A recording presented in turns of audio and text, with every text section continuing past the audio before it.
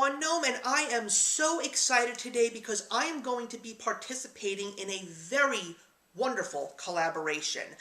Alyssa from Books with Alyssa J reached out to me and asked me to be a part of her Top 10 collaboration, which is a monthly thing that she does on her channel.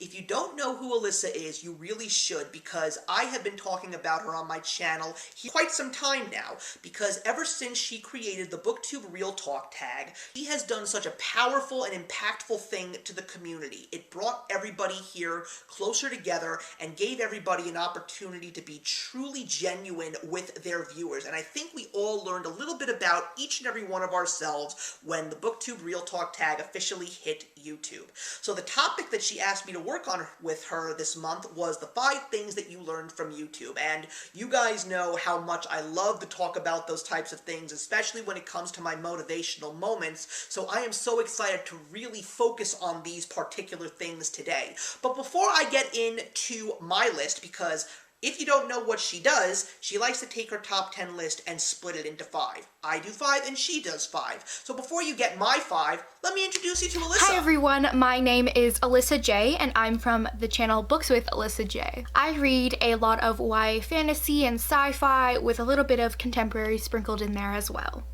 So on my channel, I do a lot of discussions and lists like these, as well as I like to incorporate my creative side by doing these reviews where I deface the cover of books. I'm so excited to be doing this collab, so I'll pass it back so you can get on with the video. So the first thing that I learned from YouTube is love your channel, love yourself. Loving yourself is one of the most important things that you need to do in this world just as a human being.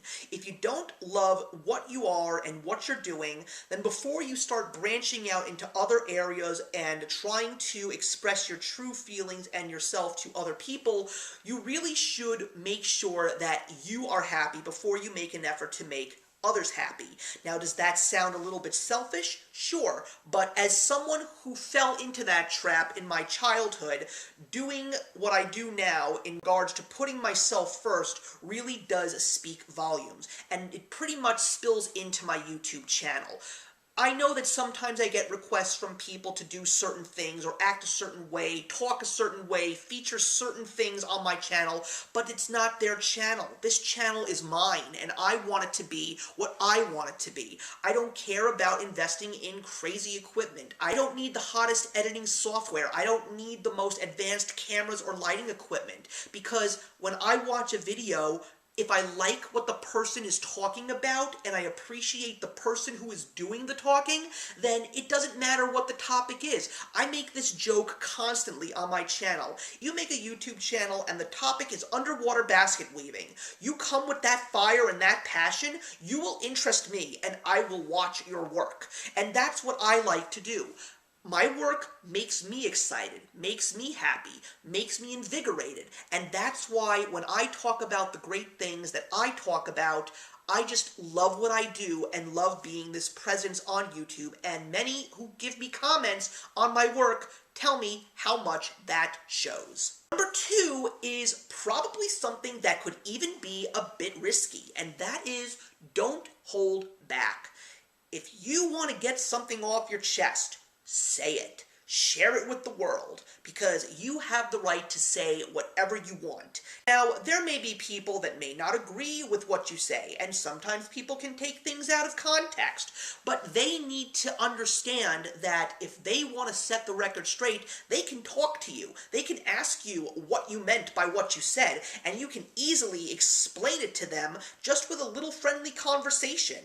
I have talked about movies and books and other types of popular culture things, and there are things that I love, and there are things that I hate, and there are still people that are asking me questions about things that they don't agree with in regards to what I said. I am always willing to tell them why I came to such conclusions. So if you have something to say, even if you feel that it may not be something that people or the general masses will agree with, that doesn't mean you can't say it, because saying things that go against the grain, saying things that are your own personal opinions, that's what makes you real, and that's what makes you genuine, and that's also what makes you in this community watchable.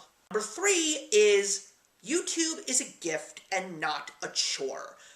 I've always said to people that if you feel lost, if you don't think that YouTube is something that is actually making you happy, then turn off the camera, take a break, and even after that break, if you're still not feeling that fire, then there's no shame in walking away. The people who truly support you will not think any less of you.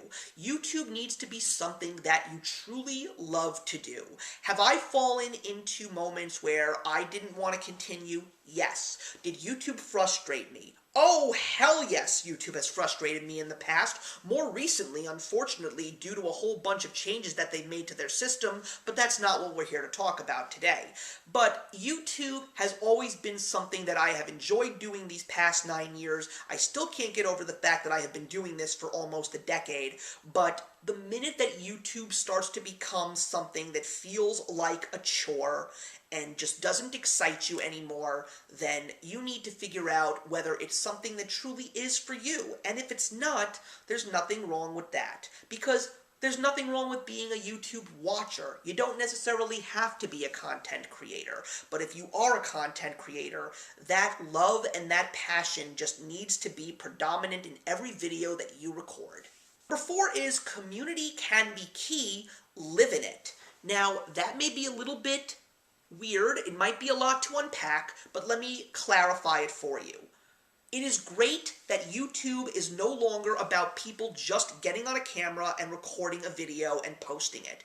YouTube has become a completely different platform. It is a place where communities are formed and people come together. It is a place where ideas are exchanged. It is a place where people learn about others and learn about others' things in terms of lifestyles and cultures, and it also is a place where people actually have made friends. It can be that for you, but does it have to be? No, it doesn't. You can just be a fly on the wall and just absorb everything that you watch without even leaving a comment. Now, does that mean that the people who make this content that inspires you, that drives you, will never truly know that you appreciate everything that they have done? Yeah, but is that necessarily something that's going to hurt people at the end of the day? Not necessarily. Being in the community is like the YouTube channel itself, whatever you make of it. And if you are happy in that sense, whether you are a content creator or just a YouTube wallflower, if you want to be a part of the community, it really depends on how involved you want to be. 5 is probably something that might ruffle a few feathers, but I also feel that it is a very important thing. Don't quit your day job. Now, that is something that was never in my mind to begin with. If you want to be a content creator, never go into doing this because you feel that you're going to be the next YouTube sensation. Could you? Sure. There is a much bigger probability that you won't, and there's nothing wrong with that. Why did I make a YouTube channel? I made a YouTube channel because I saw other people expressing their opinions on things that I liked. I always like to do that, so I just wanted to share my own personal thoughts and see what people would take away from it. When I made my first video, I didn't think I would even get 10 subscribers. I didn't think I would even get comments. I didn't even think that people would even watch or listen. But I felt happy after I posted my first video and even my first review short after, just because of the fact that I knew that my opinion and my voice was out there. And if people found it, great.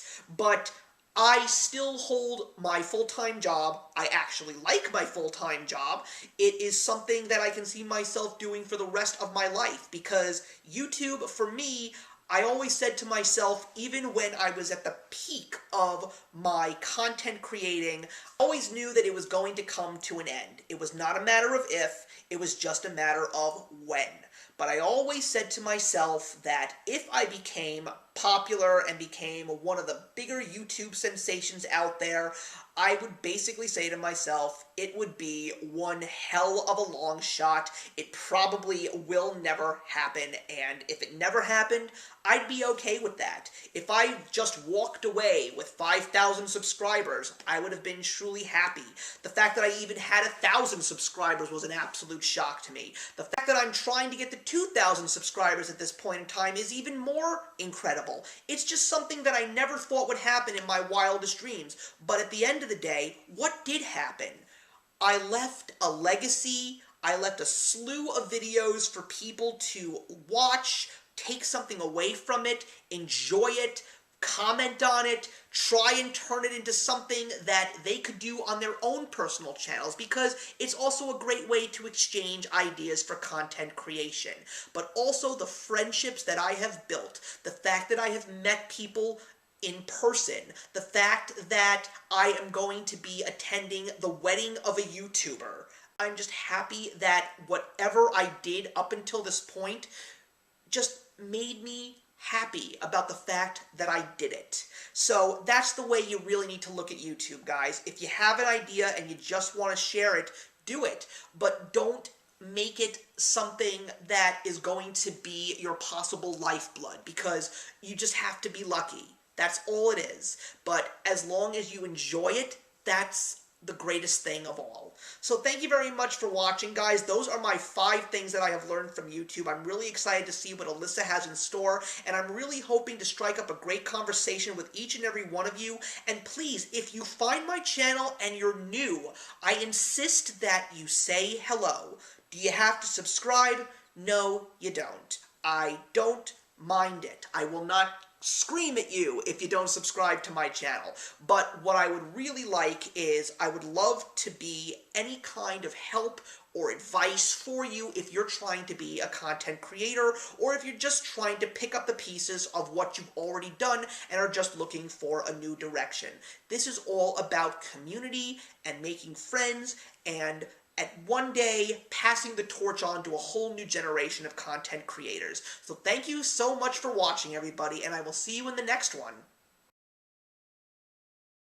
Hey, thank you so much for stopping by my channel today. If you're new here and want to see more of what my channel has to offer, please click on the link to my last video, or hit that subscribe button to be kept up to date with all of my uploads. Content of all sorts is posted here quite often, so trust me, you do not want to fall behind. I will see you in the comments, and actions speak louder than words.